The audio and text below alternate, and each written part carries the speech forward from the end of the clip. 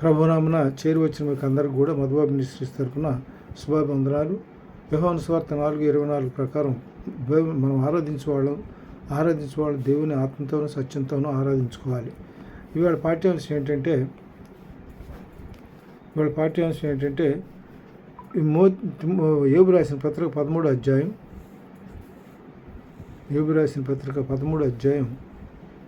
9వ వచనం 13వ వచనం. ఆయన మిమ్మల్ని పరిశోధించుట మీకు క్షేమమా? లేక ఒకడు నరులను మోసం చేయనట్లు మీరు ఆయన్ని మోసం చేయుదురా? ఆయన మిమ్మల్ని పరిశోధించడం మన క్షేమం. ఆయన మన ఆత్మ అంతరేంద్రియాలను పరిశోధించడం మన క్షేమం. ఆయన ఎలాంటి వాడంటే 7వ అధ్యాయం 9వ వచనం చెబుతాడు తన దీనిలో పరిశోధన క్షేమం. దీనిలో ముందు 2వ మాట గుర్తు చేస్తున్నారు. ఒకడు నరులను మోసం చేయనట్లు మీరు ఆయన్ని మోసం చేయదురా? ఆయన మోసం చేయలేం మనం, ఎందుకంటే ఆయన జ్ఞానక సంపన్నుడు, ఆశ్చర్యకరుడు, ఆలోచనకర్త, బలవంతుడు, నిశ్చితడు, సమాధానకర్త. ఆయన దృష్టిలో మనం ఎంత అల్పులమే కానీ మనం ఆయన దృష్టిలో అజ్ఞానులు. దీనిలో ఇంకోటి ఏంటంటే యోబు రాసిన 12వ అధ్యాయం 16వ వచనంలో ఏం చెబుతాడంటే, బలమును జ్ఞానమును ఆయనకు స్వభావ లక్షణములు, మోసపడువారును మోసపుచ్చువారును ఆయన వశములో ఉన్నారు. అంటే ఇక్కడ జ్ఞానం కలిగిన వాళ్ళు మనం అనుకుంటాం, కానీ ఇక్కడ దీనిలో మొదటి కొరింథీయులకు రాసిన పత్రిక 1వ అధ్యాయం 26వ వచనాలు చూస్తే, సహోదరులారా మిమ్మల్ని పిలిచిన పిలుపుని చూడండి, మీరు లోకరీతిని జ్ఞానులైనను ఘనులైనను గొప్ప వంశం వారైనను అనేకులు పిలువబడలేదు, కానీ ఏ శరీరియు దేవుని ఎదుట అతిశయం పొందినట్లు జ్ఞానులను సిగ్గుపరచుకుని లోకంలో నుండి వెర్రివారిని దేవుడు ఏర్పరచుకున్నాం. బలవంతులైన వారిని సిగ్గుపరచడం, లోకంలో బలహీనులైన వారిని దేవుడు ఏర్పరచుకొని ఉన్నాడు. ఎన్నికైన వారిని వ్యర్థము చేయుటకు లోకంలో నీచులైన వారిని, తృణీకరింపబడిన వారిని, ఎన్నికలైన వారిని దేవుడు ఏర్పరచుకొని ఉన్నాడు. అయితే ఆయన మూలముగా మీరు క్రీస్తు యేసునందు ఉన్నారు. అంటే ఎంత బలహీనుడైనా కూడా ఎవరైనా కూడా దేవుడు ఏర్పరచుకున్న వాళ్ళని ఏం చేస్తాడంటే ఆయన మహింపరుస్తాడు, దేవుడు మహింపరుస్తాడు. తర్వాత దీనిలో ఇంకోటి ఏంటంటే యోబు రాసిన 12వ అధ్యాయం 16వ వచనంలో చూద్దాం. యోబు రాసిన పత్రిక 12వ అధ్యాయం 16వ వచనంలో 16వ వచనం, బలమును జ్ఞానమును ఆయనకు స్వభావ లక్షణములు, మోసపడువారును మోసపుచ్చువారును ఆయన వశమని ఉంటారు. దీనిలో తర్వాత దీనిలో కూడా తీసుకుంటే 12వ అధ్యాయం 16వ వచనం నుంచి 12వ అధ్యాయం 16వ వచనం చూస్తే అతను ఎలాంటి వాళ్ళను ఆయన చేస్తాడో చూద్దాం ఒకసారి. బలమును జ్ఞానమును ఆయన స్వభావ లక్షణములు, మోసపడి వారును మోసపుచ్చేవారును ఆయన వశంలో ఉన్నారు. ఆలోచనకర్తను వస్త్రహీనులుగా చేసి ఆయన వారిని తోడుకొని పోవాలి. ఆలోచనకర్తనే జ్ఞానం అనుకోవద్దు. జ్ఞానం అనుకుంటే మన జ్ఞానం అనుకోవద్దు, ఎందుకంటే దీనిలో సామెతల్లో 3వ అధ్యాయం 6వ వచనంలో చెబుతాడు ఆ మాట. 7వ వచనంలో, తర్వాత ఆలోచనకర్తలను వస్త్రహీనులను చేసి ఆయన వారిని తోడుకొని పోవును, న్యాయాధిపతులను అవివేకులనుగా కనపరచును, రాజుల అధికారములను ఆయన కొట్టివేయును, వారి నడుములకు గొలుసులు కట్టును, యాజకులను వస్త్రహీనులుగా చేసి వారిని తోడుకొని పోవును, స్థిరముగా నాటుకొనిన వారిని ఆయన పడగొట్టును, వాక్స్వాత్యము గల వారి పలుకును ఆయన నిరర్థకము చేయును, పెద్దలను బుద్ధి లేని వారినిగా చేయును, అధిపతులను ఆయన తిరస్కారం చేయును, బలాఢ్యులను నడికట్లను విప్పును, చీకటిలోని రహస్యములను ఆయన బయలుపరచును, మరణాంధకారము వెలుగులోకి రప్పించును, జనములను విస్తరింపజేయును, నిర్మూలన చేయును, సరిహద్దులు విశాలపరచును, జనములను కొనిపోవును. చివరిగా ఇంకోటి ఏంటంటే భూజనులను అధిపతులను వివేచన ఆయన నిరర్ధకపరచును, త్రోవలేని మహారణ్యములలో వారిని తిరుగులాడు చేయును, వారు వెలుగు లేక చీకటిలో తడబడుచుందురు, మత్తుకొనిన వాడు తూలినట్లు ఆయన వారిని తోలచేయను. అంటే ఆయన మనం అనుకున్నట్లుగా దీనిలో ఈ 12వ అధ్యాయం 16వ వచనంలో మనం అనుకున్నట్లుగా బలమును జ్ఞానమును ఆయన స్వభావ లక్షణాలు. ఎవరైతే ఆయనకి అవిధేయులుగా ఉంటారో వాళ్ళని ఏ విధంగా ఎట్లా మొత్తాలో ఆ విధంగా మొత్తుతాడు ఆయన. అందువల్ల ఇక్కడ మనకి ఇంకో వాక్యం తీసుకున్నట్లయితే ఆదికాండం 6వ అధ్యాయం 5-6 వచనాల్లో చూద్దాం. ఆదికాండం 6వ అధ్యాయం 5-6 వచనాల్లో చూద్దాం. నరులు చెడ్డదనం భూమి మీద గొప్పదనియు వారి హృదయం యొక్క తలంపులోని ఊహ అంతా ఎల్లప్పుడూ కేవలం చెడ్డదని యెహోవా చూచి నరులను సృష్టించాడు. ముందు ఆదిలో ఏం చేశాడు? ఆదామును సృష్టించాడు, తర్వాతనే ఏమన్నా అవ్వను సృష్టించాడు. వాళ్ళిద్దరు ఏకశారులుగా ఒకరు తోడుగా ఉన్నట్లు వాళ్ళు ఏర్పాటు చేశాడు. అయితే వాళ్ళ తరతర జనరేషన్ ఎట్లా వచ్చిందంటే నరుల చెడుతనము, ఆయన ఏం చేస్తాడు, నరుల చెడుతనము భూమి మీద గొప్పదని వారి హృదయం యొక్క తలంపుల్లోని ఊహ అంతా ఎల్లప్పుడూ కేవలం చెడ్డదని యెహోవా చూచి తాను భూమి మీద నరులను చేసినందుకు యెహోవా సంతాపం ఉంది తన హృదయంలో నొచ్చుకున్నాడంట. తన హృదయంలో నొచ్చుకున్నాడు. ఎందుకంటే వీళ్ళ ఆలోచన తలంపులు ఎట్లా ఉంటాయంటే భిన్నంగా ఉంటాయి. హృదయం ఎట్లా ఉంటుంది అంటే బహుమోస్కరమైంది. హృదయం బహుమోస్కరం. దీనిలో చూద్దాం. తర్వాత దీనిలో కీర్తనలు 44:1, 44:21, ఇర్మియా 17:9, ఇర్మియా 17:9లో చూద్దాం. ఇర్మియా 17:9లో 17 అధ్యాయం 9వ వచనం. హృదయం అన్నిటికంటే మోసకరమైనది, అది ఘోరమైన వ్యాధి కలది, దాన్ని గ్రహింపగలవాడెవడు? దేవునికి అసాధ్యమైంది కాదు. దేవుడు హృదయ ఆలోచనలు అంతరంగాన్ని ఎరిగినంత గొప్ప తండ్రి కాబట్టి దేవుని ఎరుగుతాడు. మన ఆలోచనలు మనకి దీనిలో 139వ కీర్తనలో మనకు చెబుతాడు ఏంటంటే మన పడుకోవటం తెలుసు, లేచినట్టు తెలుసు, నడుచుట తెలుసు, అన్నీ తెలుసు ఆయనకి. మనకి ఆయనకి దృష్టికి మరుగైంది ఏదీ లేదు. తర్వాత దీనిలో అది తర్వాత కానీ ప్రవర్తన బట్టి వారి క్రియల ఫలము చొప్పున ప్రతీకారం చేటుకు యెహోవా అను నేను హృదయమును పరిశీలించేవాడును, అంతరేంద్రియములను పరీక్షించేవాడను. కాబట్టి ఆ హృదయం మోసకరం. హృదయం అంత మోసకరమైందంటే అన్నిటికంటే మోసకరమైంది. కాబట్టి మన హృదయం ఎలాంటి పవిత్రంగా ఉందా, పరిశుద్ధంగా ఉందా, మోసకరంగా ఉందా, మన ఆలోచనలు ఎట్లున్నాయి, తలంపులు ఎట్లా ఉన్నాయి అటువంటిది ఆయన ఒకరి ప్రవర్తన బట్టి వారి క్రియల ఫలము చొప్పున ప్రతీకారం చేటుకు యెహోవా నేను హృదయమును పరిశోధించేవాడను, అంతరేంద్రియములను పరీక్షించేవాడను. తర్వాత దీనిలో ఇంకోటి కీర్తనలు 44:21 చూస్తే, కీర్తనలు 44:21, 44వ అధ్యాయం 21వ వచనంలో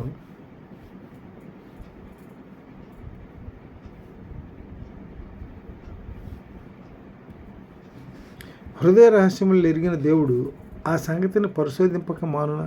నీ హృదయంలో ఏముందో తెలుసుకొని పరిశోధించక మానతాడా? నీ హృదయంలో ఏముందో, నీ ఆలోచనలు ఎట్లా ఉన్నాయి, తలంపులు ఎట్లా ఉన్నాయో హృదయ రహస్యములు ఎరిగినటువంటి దేవుడు మీ ఆలోచన తలంపులు ఆయన పరిశోధించకుండా మానతాడా? వదిలిపెట్టాడుగా. అది చూస్తూనే ఉంటాడు. తర్వాత దీనిలో ఇంకోటి ఏంటంటే ప్రసంగి కీర్తనలు 139 చూద్దాం. కీర్తనలు 139 అధ్యాయంలో అందులో చెబుతాడు హృదయ అంతరంగ. దానిలో 139 అధ్యాయం మొత్తం చదివినట్లయితే దానిలో మొత్తం మన పరిస్థితి ఏంటి దేవునికి పూర్తిగా అవగతం అవుతుంది. యెహోవా నిన్ను పరిశోధించి తెలుసుకొని ఉన్నాడు. మనం ఏంటంటే మన సృష్టికర్త అయినటువంటి దేవుడు మనం దీనిలో 139 దీనిలో చెబుతాడు చూద్దాం. నీవు పరిశోధించి తెలుసుకొని ఉన్నావు, నేను కూర్చుండుట నేను లేచుట నీకు తెలియను, నా తలంపు పుట్టక మునిపే నీవు నా మనసును గ్రహించున్నావు. నా తలంపు మనసులో ఆలోచన నా తలంపును ముందుగా గ్రహిస్తాడు ఆయన. నా నడకను నా పడకను నీవు పరిశీలన చేస్తున్నావు, నా చర్యలన్నింటినీ నువ్వు బాగా తెలుసుకొని ఉన్నావు. యెహోవా మాట నా నాలుకకు రాకమునిపే అది నీకు పూర్తిగా తెలిసి ఉన్నది. వెనుకను ముందును నీవు నన్ను ఆవరించి ఉన్నావు, నీ చేయి నా మీద ఉంచి ఉన్నావు. ఇటు తెలివి నాకు మించినది, అది అగోచరము, అది నాకు అందదు. నీ ఆత్మ యొద్ద నుండి నేను ఎక్కడికి పోదును, నీ సన్నిధి నుండి నేను ఎక్కడికి పారిపోదును. నేను ఆకాశమునికి ఎక్కిన నువ్వు అక్కడ ఉన్నావు, నేను పాతాళంలో పడుకున్నాను నువ్వు అక్కడ ఉన్నావు. నేను వేకువ రెక్కలు కట్టుకొని సముద్ర దిగంతంలో నివసించను, అక్కడను నీ చెయ్యి నన్ను నడిపించును, నీ కుడి చేయి నన్ను పట్టుకొను. అంధకారము నన్ను మరుగు చేయను, నాకు కలుగు వెలుగు రాత్రి వల్లే నుడును అని నేను అనుకునే ఎడల చీకటి అయినను నీకు చీకటి కాకపోవును, రాత్రి పగటి వల్లే నీకు వెలుగుగా ఉండును. చీకటి వెలుగును నీకు ఏకరీతిగా ఉన్నవి. నా అంతరేంద్రియములను నీవు కలుగజేసివి, నా తల్లి గర్భమునందు నన్ను నిర్మించేవాడు నీవే. నీవు నన్ను కలుగజేసిన విధమును చూడగా భయమును ఆశ్చర్యము నాకు పుట్టుచున్నవి. అందును బట్టి నేను నీకు కృతజ్ఞతాస్తుతులు చెల్లించున్నాను. నీ కార్యములు ఆశ్చర్యకరములు, ఆ సంగతి నాకు బాగా తెలియదు. నేను రహస్యమందు పుట్టిన నాడు భూమి యొక్క అగాధ స్థలముల్లో విచిత్రంగా నిలబడినాడు. నాకు కలిగిన ఎముకలను నీకు మరుగి ఉండలేదు. నేను పిండమయ్యలై ఉండగా నీ కన్నులు నన్ను చూచెను. నియమింపబడిన దినములో ఒకటైనూ కాకమునిపోయిన ఆ దినములన్నీ గ్రంథంలో లిఖితమున్నాయి.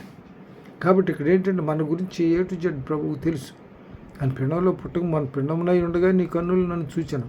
పిండంగా ఉన్నప్పుడే ఆయన మనం ఏర్పరిచినప్పుడే ఆయన మనల్ని గమనించాడు. అన్ని విషయాలు మనకు సంబంధించి ప్రతి ఒక్క విషయం కూడా ఆయన కంటికి మరుగ్గా మనం ఏం చేయలేనటువంటి పరిస్థితి. కాబట్టి దీనిలో ప్రసంగి 12-14 ఒక మాట చేద్దాం. ప్రసంగి 12-14 వచనంలో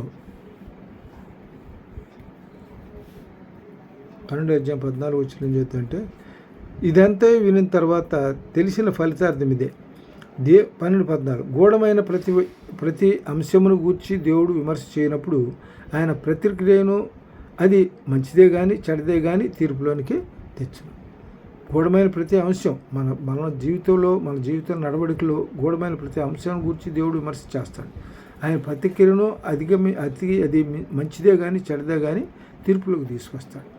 దీనిలో ఇంకోటి ఏంటంటే మంచి తీర్పులు తీసుకొస్తాడు. ఇక్కడ ప్రసంగి తర్వాత దీనిలో యోహాను సువార్త 5:29 యోహాను సువార్త 5:29లో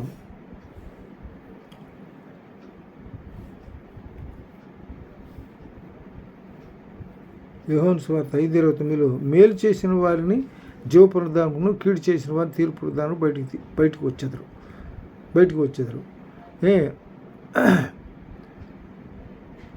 మేలు చేసిన వారు ఏమన్నా జీవ పునరుద్ధానానికి వస్తారు, కీడు చేసిన వాళ్ళేమో తీర్పు పునరుద్ధానానికి వాళ్ళు తేపడతారు. తర్వాత దీనిలో ఇంకోటి ఏంటంటే ఇర్మియా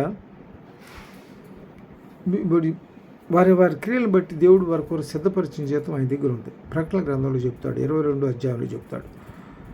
వారి కొరకు సిద్ధపరి దీనిలో అది కూడా చదువుకుందాం ఒకసారి. ప్రకటన గ్రంథం 22 అధ్యాయంలో 22 అధ్యాయం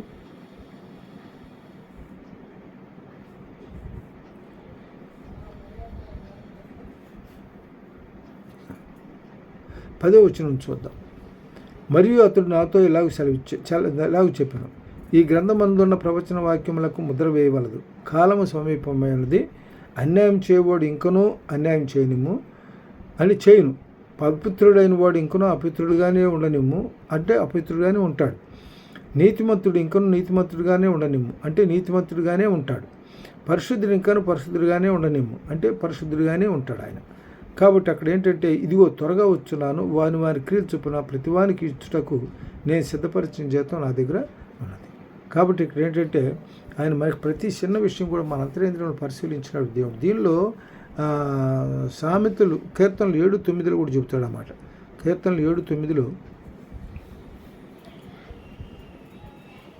7:9 వచనంలో, హృదయములను అంతరేంద్రియములను పరిశీలించు నీతిగల దేవ, దుష్టుల చెడుతనము మాన్పము, నీతిగల వారిని స్థిరపరచము, యథార్థ హృదయాలను రక్షించు దేవుడే నా కేడమును మోయివాడునై ఉన్నాడు. న్యాయమును బట్టి ఆయన తీర్పు తీర్చును, ఆయన ప్రతిదినము కోపడు దేవుడు. ఆయన న్యాయాన్ని బట్టి తీర్పు తీరుస్తాడు. మనం చేసే నీతి నియమాలను బట్టి మన ప్రవర్తనను బట్టి ఆయన మనకు తీర్పు తీరుస్తాడు. తర్వాత దీనిలో ఇంకోటి ఏంటంటే ఇర్మియా 17:20-9-10 చెప్తాడు. ఇర్మియా ఇంతకుముందు చదువుకున్నాం. ఇర్మియా 17 అధ్యాయం 29-30 వచనాలు, 9-10 వచనాలు. హృదయం అన్నిటికంటే మోసకరమైనది, అది ఘోరమైన వ్యాధి కలిది, దాన్ని గ్రహింపగలవాడు ఎవడు? ఒకని ప్రవర్తన బట్టి వాని క్రియల ఫలము చొప్పున ప్రతీకారం చేయుటకు యెహోవా అను నేను హృదయమును పరిశోధించేవాడును, అంతరింద్రియములను పరీక్షించేవాడును. తర్వాత దీనిలో ఇంకోటి గలతీయులు రాసిన పత్రిక 6వ అధ్యాయం 7-8. గలతీయులు రాసిన పత్రిక 6వ అధ్యాయం 7-8 వచనాలు ఏం చెప్తారంటే, 7-8 వచనాల్లో, మోసపోకుడి దేవుడు విక్రమపడ్డు అంటే దేవుడు మన క్రియలను చూస్తున్నాడు అని మనం మోసం చేసుకుంటున్నాం, మనల్ని మోసం చేస్తాం. అందుకని మోసపోకుడి దేవుడు విక్రమపడ్డు, మనుషుడు ఏమి విత్తునా ఆ పంటను ఎక్కువని. ఏలనగా తన శరీరేచ్ఛలను బట్టి విత్తువాడు తన శరీరం నుండి క్షయమైన పంట కోయను, ఆత్మను బట్టి విత్తువాడు ఆత్మ నుండి నిత్య జీవమని పంట కోయను. మన క్రియల ఫలం మనం అనిపిస్తాం. దేవుడు మన క్రియలను బట్టి ఆయన మన ఫలితాలను దయచేస్తాడు. మన క్రియలను బట్టి మనం మేలు చేయటం ఎందుకు విసుకుందాము, మనం అలా యొక్క మేలు చేస్తే మేలు తగిన కాలం ముందు మంచి పంటను కోతుము. తర్వాత దీనిలో ఇంకోటి ఏంటంటే గలతీ రాసిన పత్రిక 8వ వచనం కూడా చూద్దాం. గలతీ రాసిన పత్రిక 7వ వచనం, 8వ వచనం, ఏలైనగా తన శరీరచలను బట్టి విత్తువాడు తన శరీరం బట్టి క్షేమాన్ని పట్టుకోను, ఆత్మ బట్టి విత్తువాడు ఆత్మ బట్టి నిత్యజీవాన్ని పట్టుకోను. మనం మేలు చేయటం ఎందు విసుకకుందము, మనం అలయక మేలు చేస్తే మేలు తగిన కాలం ముందు పంటకుందాం. కాబట్టి మనకు సమయం దొరికిన కొలది అందరి ఏళ్ళ విశేషంగా విశ్వాస గృహమును చేరిన వారి ఏళ్ళ మేలు చేయదు. ఇప్పుడు మేలు చేసేవాళ్ళం వాళ్ళు కానీ కీడు ఆలోచన మన హృదయంలో రానవు. దీనిలో రోమిలు రాసిన పత్రిక 12వ అధ్యాయం చెప్తాడు. రోమిలు రాసిన పత్రిక 12వ అధ్యాయం ఏం చెప్తాడంటే 12వ అధ్యాయంలో 12వ వచనంలో చూడండి,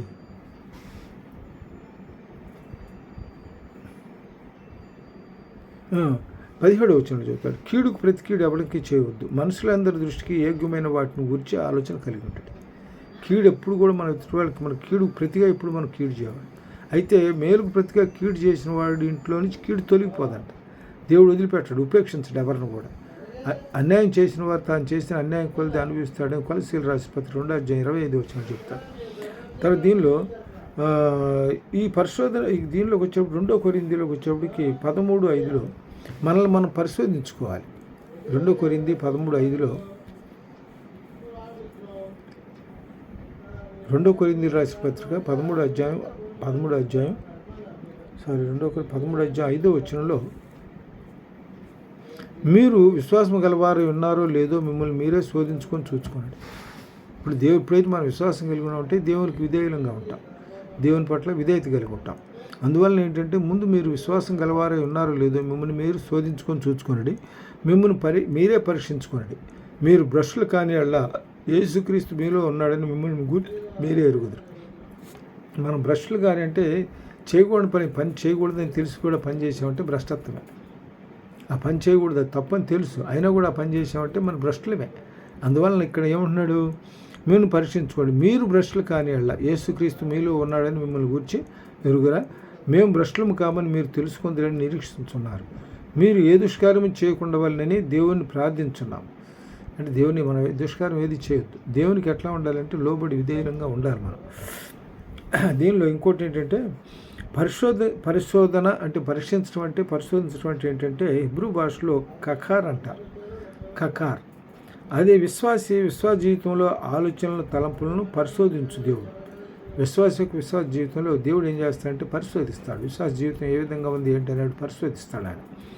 తర్వాత దేవుడు మనలోని విశ్వాసాన్ని పరీక్షిస్తే సాతానుడు ఏం చేస్తాడంటే మనల్ని టెంప్ట్ చేస్తాడు. అంటే దేవుడు మన విశ్వాస జీవితంలో స్థిరంగా ఉన్నామా లేదా అని దేవుడు పరిశోధిస్తాడు. అయితే మనం దేవుడు మనల్ని విశ్వాసాన్ని పరీక్షిస్తే సాతానుడు ఏం చేస్తాడంటే మనల్ని టెంప్ట్ చేస్తాడు, మన టెస్ట్ చేస్తాడు. దేవుడు విశ్వాసంలో ఎట్లా ఉన్నది అనేటువంటి. అంటే కొన్ని సందర్భాల్లో ఇక్కడ కానా విందులు ఏం చేస్తాడంటే ప్రభు అక్కడ ద్రాక్షారసం అయిపోయిన తర్వాత వీళ్ళకి ఏమని చెబుతాడంటే ముందు ఆ బాణాల నిండా నీళ్ళని నింపమంటాడు. బాణాల నిండా నీళ్ళు నింపమంటే వాళ్ళకు ఉన్నటువంటి విశ్వాసం ఎంత గొప్పదంటే వాళ్ళు నింపమన్నారు, నింపారు. దేవుడు ఏం చేస్తాడంటే దాన్ని స్తుతించి దేవుని స్థుతులు చెల్లించి దాన్ని ద్రాక్షారసంగా మారుస్తాడు. అయితే ద్రాక్షారసంగా మారిన సంగతి వాళ్ళకి తెలియదు. వాళ్ళు ఏం చేస్తారంటే ద్రాక్షారసం తీసుకెళ్ళి సర్వ్ చేస్తారు. అంటే అది ద్రాక్షారసం. అక్కడ వాళ్ళు పెద్దలు ఏమనుకుంటారంటే మొదట్లో ఇచ్చిన ద్రాక్షారసం కంటే ఇది ఇంకా రుచికరంగా ఉందని చెప్పుకుంటారు. అయితే వీళ్ళు ఆయనకున్న వాళ్ళలో ఉన్న విశ్వాసం, దేవుని పట్ల వాళ్ళకున్న విశ్వాసం ఏంటంటే ఆయన చేయమన్నాడు, చేశారు అంతవరకు. అది ద్రాక్షారసం గొప్ప, అది మొదటి దానికంటే తర్వాత ద్రాక్షరసం మధురంగా ఉన్నట్లుగా అక్కడికి వచ్చినటువంటి పెద్దలు చెప్పుకోవటం ఉంటారు. కాబట్టి విశ్వాసం అంటే అది ముందు ఏం చెప్తాడో అది మనం చేయాలి. తర్వాత దీనిలో ఇంకోటి ఏంటంటే దేవుడు మన ప్రవర్తన క్రమపరిస్తే, దేవుడు మన ప్రవర్తన ఏం చేస్తాడు క్రమపరిచి నిలబెడితే సాతాను ఏం చేస్తాడు టెంప్ట్ చేసి పడగొడతాడు. దేవుడు మన ప్రవర్తన క్రమపరిచి మనల్ని నిలబెడతాడు. అట్లాంటి సాతానుడు ఏం చేస్తాడంటే వాళ్ళు టెంప్ట్ చేసి మనల్ని పడగొడతాడు. రోమిలు రాసిన పత్రిక 5వ అధ్యాయం 3-4 వచనాల్లో చూద్దాం. రోమిలు రాసిన పత్రిక 5వ అధ్యాయం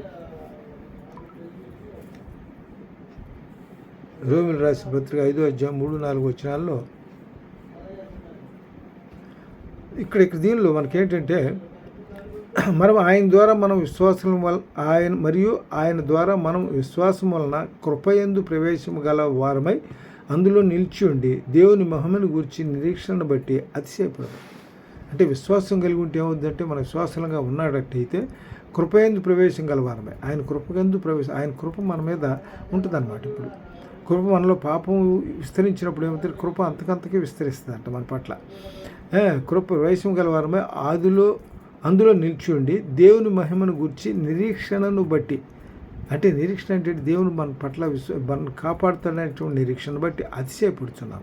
అంతేకాదు శ్రమ ఓర్పు పరీక్ష నిరీక్షణ కలిగి చేయునని ఎరిగి శ్రమలందు కూడా అతిశయపడతాం. మనకి దేవుని వలన వచ్చిన శోధనలను బట్టి మనం అతిశయపడాలి. ఇతనోడు యోహాను భక్తులు ఉన్నాడు. యోహాను భక్తులు ఏం చేశాడు? ఆయన వాక్య పరిచర్య నిమిత్తం శ్రమల్లోకి నెట్టబడ్డాడు. ఆయన వాక్య పరిచర్య నిమిత్తమే, స్వార్థ ప్రకటన నిమిత్తమే ఆయన శ్రమల్లోకి నెట్టబడ్డాడు. కాబట్టి ఇక్కడ ఇంకో విషయం మనం గమనించాల్సింది ఏంటంటే, దీనిలో ఈ ఇర్మియా 9:24 వచనాలు చూస్తే, ఇర్మియా 9:24 వచనాలు చూస్తే, ఇర్మియా 9:24 వచనం, 9వ అధ్యాయం 24 వచనంలో చూస్తే,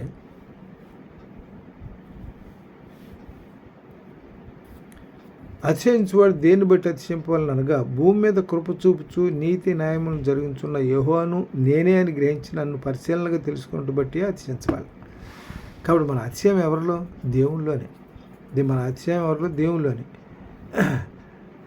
ఇక్కడ అయితే ఇంకో విషయం చెప్తాడు. దీనిలో 23వ వచనంలో ఏమంటే, యెహోవా ఎలాగ సెలవిస్తున్నాడు, జ్ఞాని తన జ్ఞానం బట్టి, సూర్యుడు తన శౌర్యాన్ని బట్టి అతిశయింపకూడదు, ఐశ్వర్యవంతుడు తన ఐశ్వర్యాన్ని బట్టి అతిశయింపకూడదు. దేన్ని బట్టి అతిశయించాలి? మనకి సూర్యుడు తన బలాన్ని బట్టి అతిశయించకూడదు, సూర్యుడు తన శౌర్యాన్ని బట్టి అతిశయించకూడదు, జ్ఞాని తన జ్ఞానాన్ని బట్టి అతిశయించకూడదు, ఐశ్వర్యవంతుడు తన ఐశ్వర్యాన్ని బట్టి అతిశయించకూడదు. దేన్ని బట్టి అతిశయించబడాలంటే దేవుని బట్టే. అతిశయించువాడు దేన్ని బట్టి అతిశయింపాలనగా, భూమి మీద కృప చూపుచు నీతి న్యాయం జరిగించున్న యెహోవాను నేనే అని గ్రహించి నన్ను పరిశీలనగా తెలుసుకున్నట్టు బట్టి అతిశయింపాలను. అట్టి వానిలో నేను ఆనందించేవాడినని యెహోవా సెలవిచ్చినాడు. ఇప్పుడు దేవుని బట్టి మనం అతిశయించే వాళ్ళని బట్టి దేవుడు ఆనందిస్తారనమాట. తర్వాత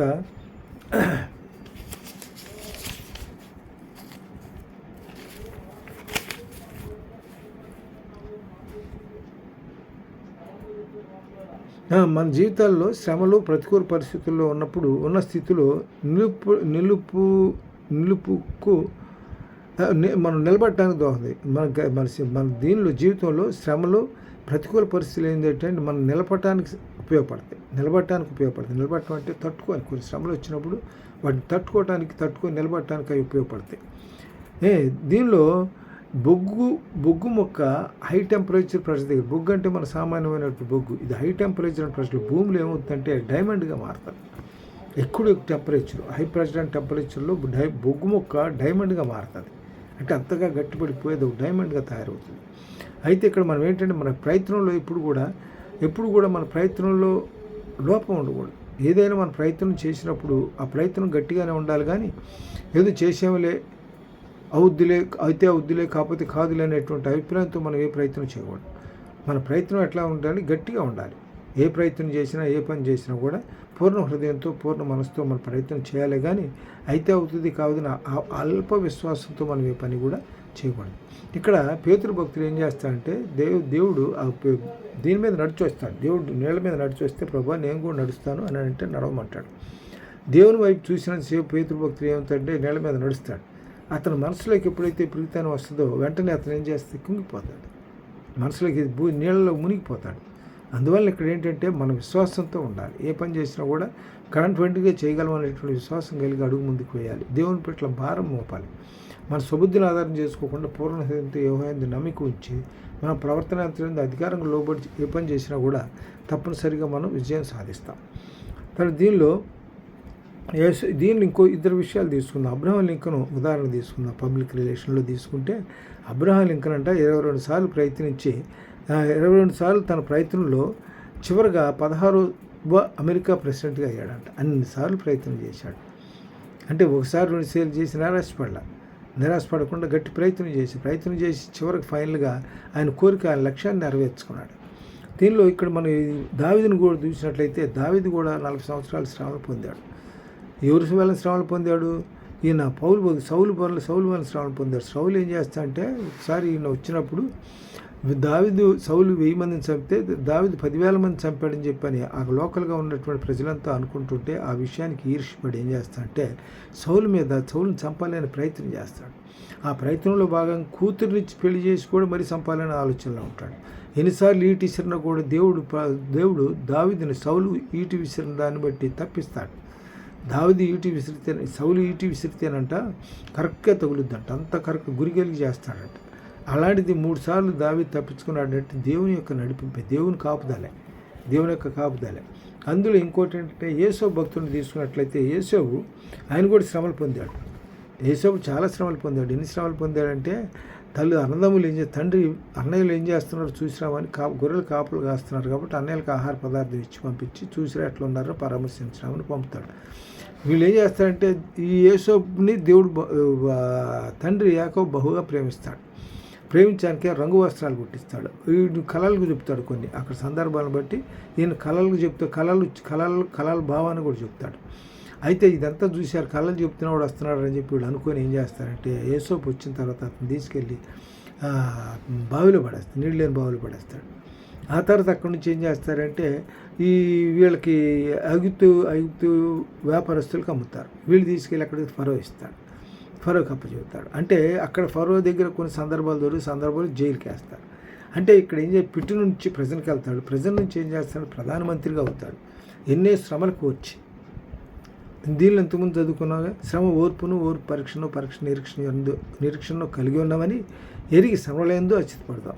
శ్రమల్లో మనకి అతిశయించడానికి ఆ శ్రమల తర్వాత మనకు మేలు జరుగుద్ది. దేవుడు మన శ్రమల్లో పెడతాడు. ఆయన శోధనలో పెట్టడం కాదు, శోధనలు ఇప్పుడు పెట్టడం, మన శోధనలో పెట్టు, కానీ శోధనలు జయించుకోగలిగినటువంటి శక్తిని కూడా ప్రభు మనకి అనుగ్రహిస్తాడు. తర్వాత దీనిలో ఇంకొక సందర్భం ఏంటంటే 2 కొరింథీయులకు రాసిన పత్రిక 12వ అధ్యాయం 7-9 వచనాల్లో చూద్దాం. ఇక్కడ పౌలు భక్తుని గురించి కూడా చెప్తాడు. 2 కొరింథీయులకు రాసిన పత్రిక 12వ అధ్యాయం 7-9 వచనాలు. 12వ అధ్యాయం 7-9 వచనాలు చూస్తే, నాకు కలిగిన ప్రత్యక్షతలు బహువిస్తారముగా ఉన్నందున నేను అత్యధికంగా హెచ్చిపోకుండా నిమిత్తము నా శరీరంలో ఒక ముళ్ళు, నేను అత్యధికంగా హెచ్చిపోకుండా నిమిత్తము నన్ను నలగొట్టుకు సాతాను యొక్క దూతగా ఉంచబడి. ఆయన శరీరంలో పౌలు భక్తుడు అతను మొట్టమొదటిలో ఏంటంటే పౌలుగా మార్చబడిన తర్వాత ఆయన ఎన్నో శ్రమలు పడ్డాడు. ఆ శ్రమలు పడ్డ తర్వాత దీనిలో ఏమన్నాడంటే ఈయన చాలా దేవుణ్ణి కూడా చూసి వచ్చాడు అక్కడ పోయి. అయితే ఇక్కడ ఏమన్నాడంటే నాకు కలిగిన ప్రత్యక్షతలు బహు విస్తారంగా ఉన్నందున నేను అత్యధికంగా హెచ్చిపోకుండా నిమిత్తం నా శరీరంలో ఒక ముళ్ళు, నేను అత్యధికంగా హెచ్చిపోకుండా నిమిత్తం నన్ను నలగొట్టుకు సాతాను యొక్క దూతగా ఉంచబడింది. అది నా యొద్ద నుండి తొలగిపోవాలని దాని విషయమై ముమ్మారు ప్రభువుని వేడుకుంటుంది. అందుకు నా కృప నీకు చాలు, బలహీనత యందు నా శక్తి పరిపూర్ణం అవుతున్నదని ఆయన నాతో చెప్పారు. కాగా క్రీస్తు శక్తి నా మీద నిలిచి ఉండే నిమిత్తము విశేషంగా నా బలహీనత అందే బహు సంతోషముగా అతిశయపడదు. కాబట్టి ఇక్కడ దీనిలో తర్వాత వచనాలు కూడా చూస్తే, నేను ఎప్పుడు బలహీనో అప్పుడే బలవంతుడు, కనుక క్రీస్తు నిమిత్తం నాకు కలిగిన బలహీనతల్లోనూ నిందల్లోనూ ఇబ్బందుల్లోనూ హింసల్లోనూ ఉపద్రవంలోనూ నేను సంతోషించుతున్నాను. నేను వివేకినైతిని, మీరు నన్ను బలవంతము చేసిరి. నేను మీ చేత మెప్పు పొందవలసిన వాడను, అనగా నేను ఏమాత్రం వాడను కాకపోయినా మిక్కిలి శ్రేష్ఠులైన మీ అపోస్తుల కంటే నేను ఏ విషయంలోనూ తక్కువ వాడను కాను. అంటే దేవుడు ఏం చేశాడంటే దీనిలో అపోస్తుల కార్యం 9వ అధ్యాయంలో చెప్తాడు. అపోస్తుల కార్యం 9వ అధ్యాయంలో ఏం చెబుతాడంటే, అపోస్తుల కార్యం 9వ అధ్యాయంలో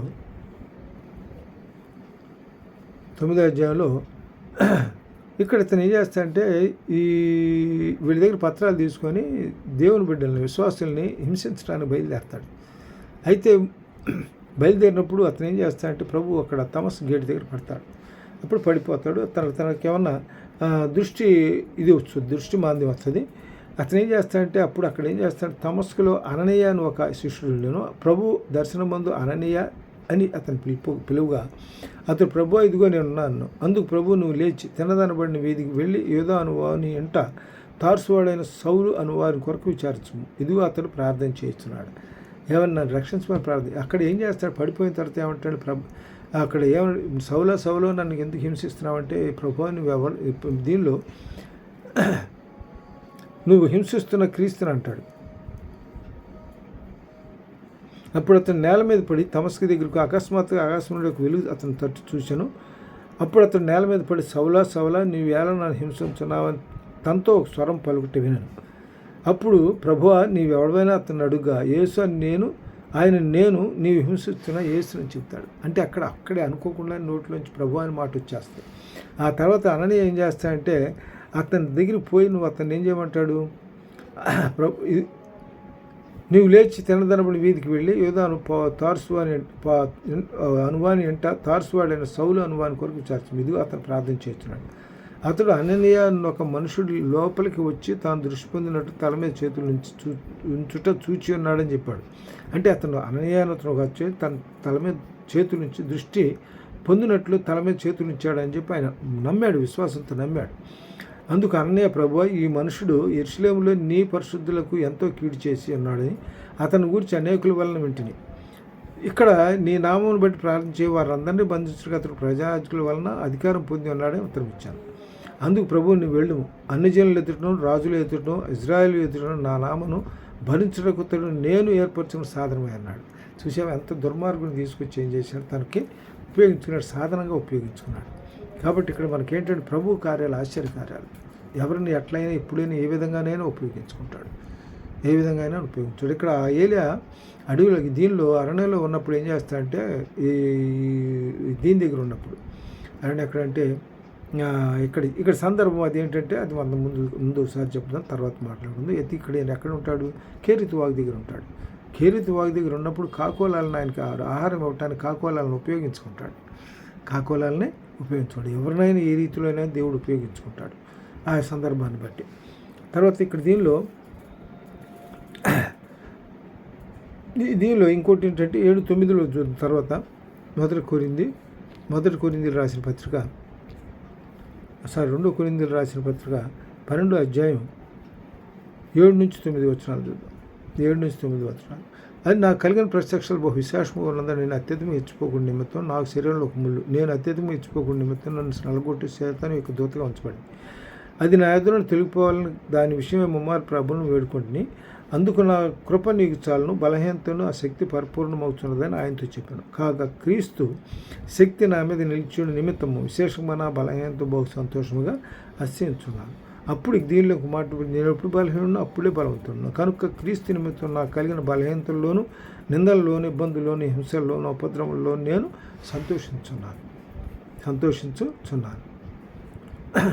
కాబట్టి ఇక్కడ దీనిలో ఇంకోటి ఏంటంటే ఇదే కాకుండా దీనిలో ఫిలిప్పీలు రాసిన పత్రిక 4వ అధ్యాయంలో కూడా చెప్తాడు అన్నమాట. ఫిలిప్పీలు రాసిన పత్రిక 4వ అధ్యాయంలో 14 వచనం చూద్దాం. 13-14 వచనం చూస్తే, నన్ను బలపరచువానిదే నేను సమస్తము చేయగలను, అయినను నా శ్రమంలో మీరు పాల్పుచ్చుకొని నది మంచి పని. ఫిలిప్పీయులారా, సువార్తను నేను బోధింపనారు. దాని ముందు చూద్దాం. దీనిలో నన్ను బలపరచు సమస్త చేయాలి. ఆయన అక్కడ సందర్భంలో ఏం చెప్తాడంటే, దీనస్థితిలో ఉండనిరుగుదును సంపన్న స్థితిలో ఉండనిరుగుదును ప్రతి విషయంలోనూ అన్ని కార్యములను కడుపు నిండుటకును ఆకలి కొని ఉంటకును సమృద్ధి కలిగి ఉంటాను లేమిలో ఉంటకును నేను నేర్చుకుని అన్నాను. 12వ వచనం చెప్తున్నాను అన్నమాట. 13వ వచనంలో ఏమంటాడంటే, నన్ను బలపరచువానిదే నేను సమస్తమును చేయగలను. కాబట్టి యెహోవా నా దేవుడు నాకు తోడుగా ఉన్నాడు, నన్ను బలపరిచేది నా దేవుడే. కాబట్టి నా బలపరిచిన దేవుడు నాకు తోడుగా ఉన్నంతకాలం ఏదైనా చేయగలను, ఏ స్థితిలో అయినా ఉండగలను. ఉన్న స్థితిలోనే దేవుడిని పిలుచుకున్నాడు, నేను ఉన్న స్థితిలో నన్ను వాడుకుంటున్నాడు అని చెప్తాడు. తర్వాత దీనిలో ఇంకోటి ఏంటంటే హెబ్రీయులు రాసిన పత్రిక 11వ అధ్యాయం, హెబ్రీయులు రాసిన పత్రిక 11వ అధ్యాయంలో,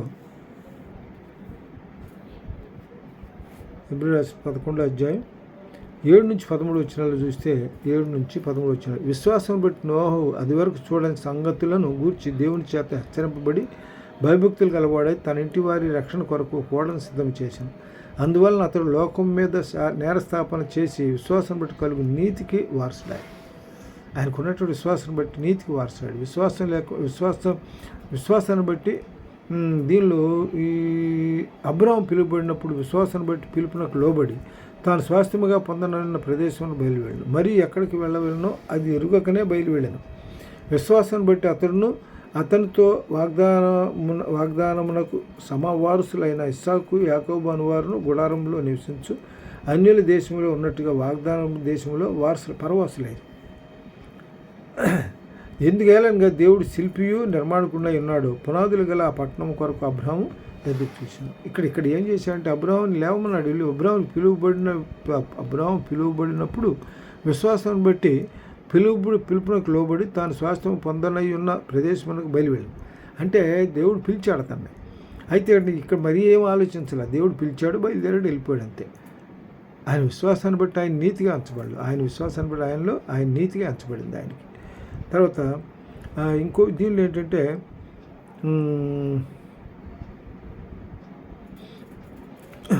ఆదికాండం 17వ అధ్యాయం 5వ వచనం చూద్దాం. ఆదికాండం 17వ అధ్యాయం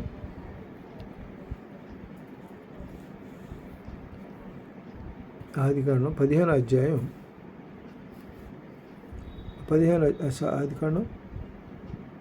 17వ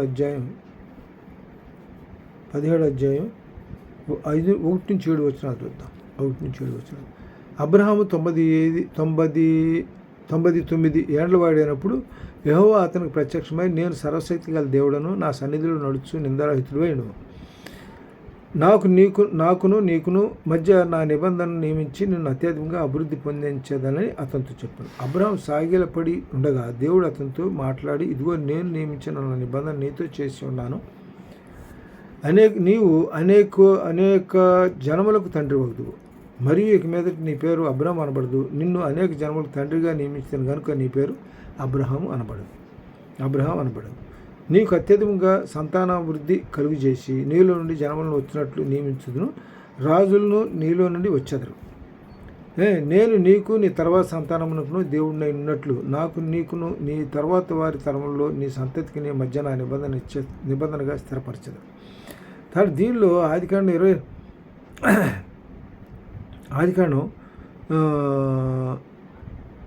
11వ అధ్యాయం 7-13 ఏం చెబుతారంటే, ఇప్పుడు ఇంత 11వ అధ్యాయం ఏం చెబుతారంటే, 11వ అధ్యాయంలో చెప్పింది 17వ అధ్యాయంలో జరుగుద్ది.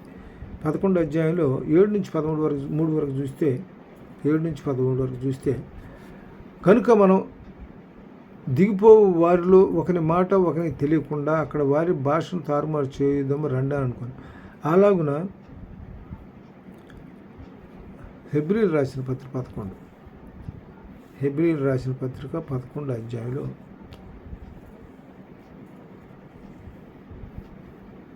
హెబ్రీలు రాసిన పత్రిక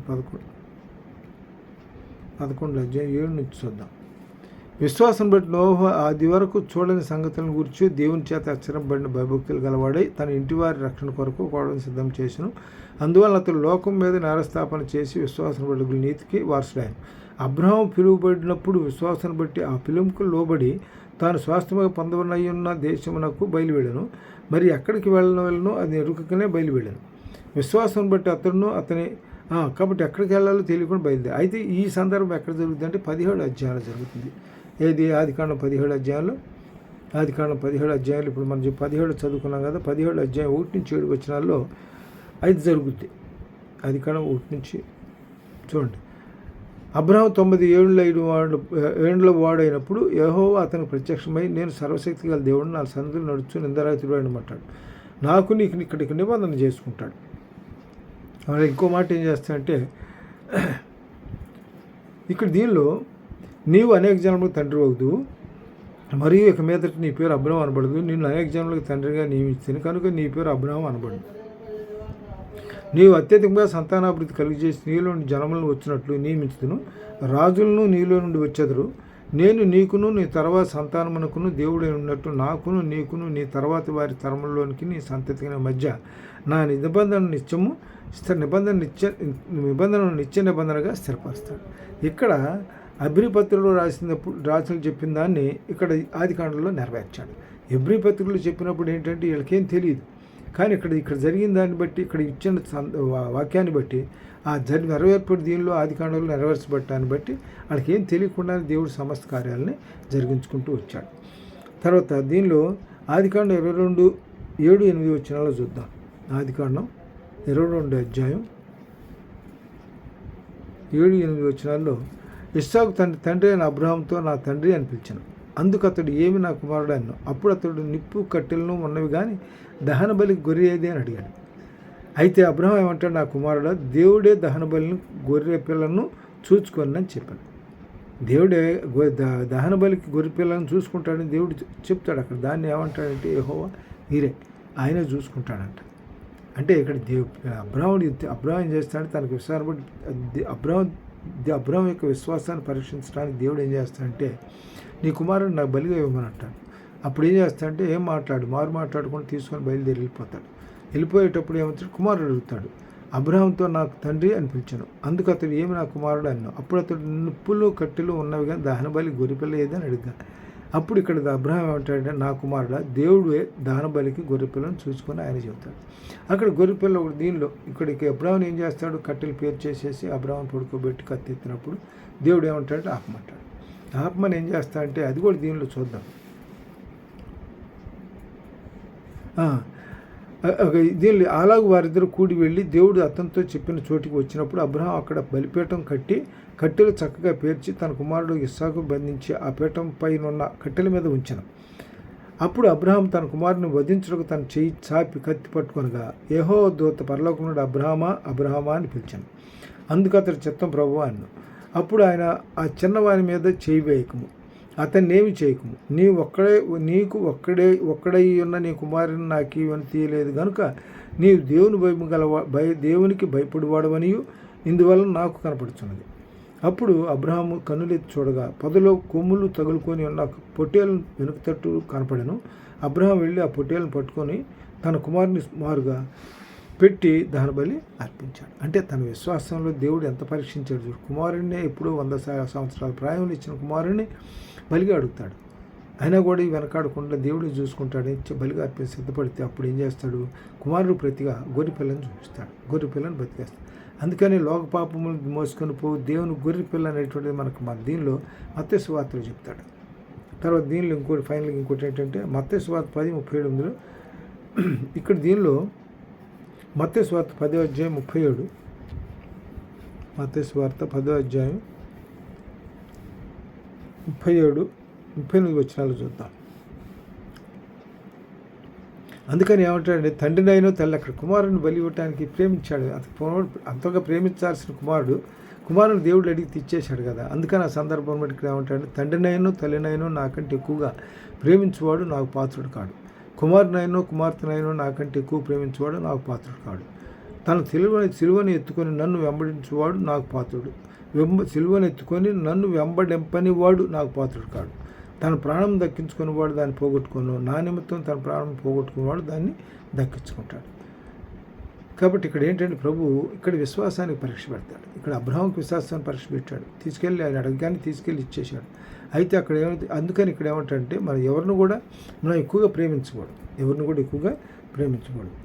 తర్వాత దినవృత్తాంతాలు మొదటి దినవృత్తాంతాలు 8వ అధ్యాయం 9-10 వచనాల్లో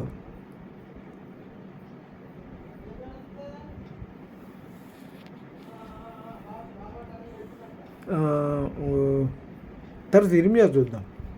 ఇక్కడ మన యెహోవా కార్యాలు ఇర్మియా చూద్దాం. ఇర్మియా 48:10 చూద్దాం. ఇర్మియా 48వ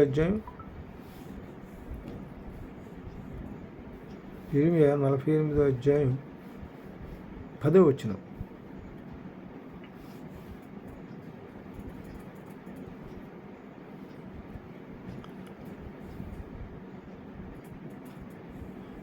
యెహోవా కార్యములు అశ్రద్ధగా చేయవాడు శాపగ్రస్తులను, కాగా రక్తము ఓడ్చకుండా ఖడ్గము దిగువాడు శాపగ్రస్తులను. యెహోవా కార్యాలు దేవుడు కార్యం చెప్పినప్పుడు ఆ పని చేయనప్పుడు తప్పనిసరిగా చేయాలి. యెహోవా కార్యం అశ్రద్ధగా చేస్తే శాపగ్రస్తులు అవుతారు. రక్తము ఓడ్చకుండా ఖడ్గము దిగువాడు శాపగ్రస్తులు అవుతాడు. ఖడ్గం తీయటం అంటే ఖడ్గం అంటే ఏంటి, దేవుని వాక్యమే ఖడ్గం. దీనిలో హెబ్రీలు రాసిన పత్రికలు చెబుతాడుగా. హెబ్రీలు రాసిన పత్రిక 4వ అధ్యాయంలో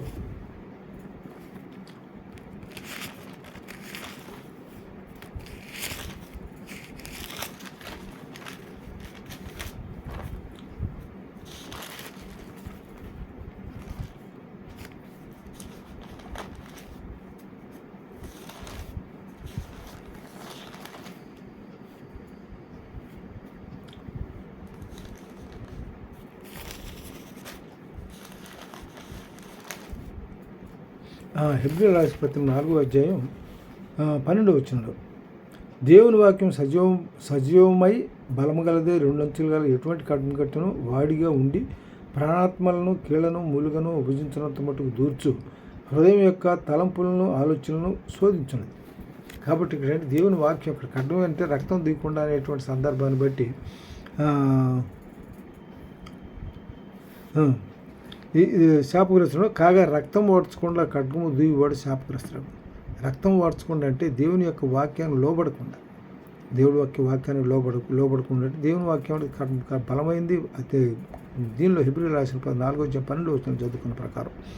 తర్వాత దీనిలో ఫైనల్ ఇంకోటి ఏంటంటే మొదటి సామెయులు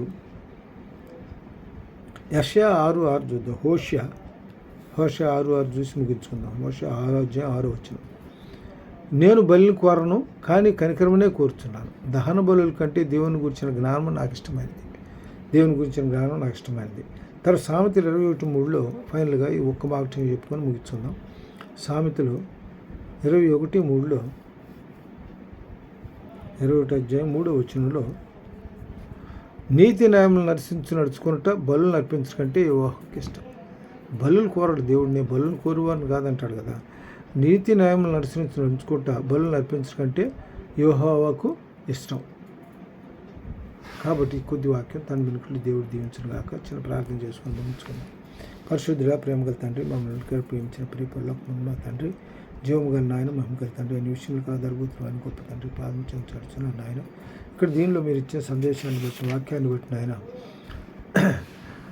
పరిశోధించుట మీకు క్షేమ అంటే దేవుడు మన హృదయాంతరంగాలను పరిశోధించడం మన క్షేమమే. కాబట్టి ఆ విషయం అయితే ఇక్కడ దీనిలో క్షేమాన్ని గురించి మనం చర్చించుకున్న ఈ సందేశాన్ని ఆయన వినువారు ఆత్మీయ బలపరచబడి వాళ్ళ హృదయాలను పరిశోధించుకొని దేవునికి అంగీకారంగా, దేవునికి ఇష్టలుగా ఉండి జీవించడానికి సహాయం చేయండి.